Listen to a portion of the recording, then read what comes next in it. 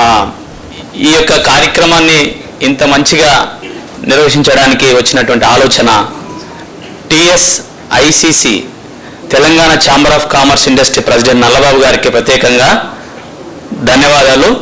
మరి ఈ కార్యక్రమానికి విచ్చేసినటువంటి చీఫ్ గెస్ట్ మరి మినిస్టర్ అన్న అని నేను ముద్దుగా పిలుచుకుంటాను. గతంలో అన్నగారిని ఎప్పుడు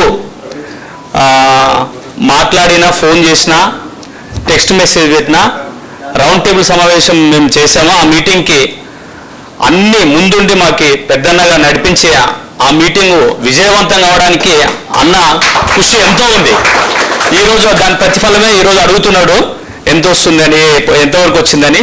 త్వరలోనే ఆ యొక్క ఆపరేషన్ గైడ్లైన్స్ వస్తే ఈ రాష్ట్రంలో ఉండే ఎస్సీ ఎస్టీలకు అందరికి కూడా మరి బెనిఫిట్ అవుతుంది. కాకపోవడమే కాకుండా ఇంకా మిగతా రాష్ట్రాల్లో ఉండే ఎస్సీ ఎస్టీలకు కూడా ఈ యొక్క పాలసీ ఆదర్శంగా కాబోతుంది.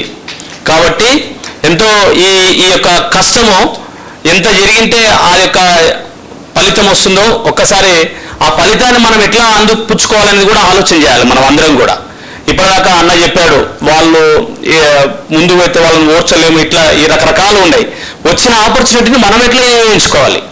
ఇప్పుడు సార్ వాళ్ళ ఫాదరు 100 ఏళ్ల కిందనే, అంటే ఇప్పుడు కాదు మనం ఇప్పుడు కష్టపడుతున్నాం, 100 ఏళ్ల కిందనే రాజకీయంగా తర్వాత బిజినెస్ మ్యాన్గా ఎదిగాడు.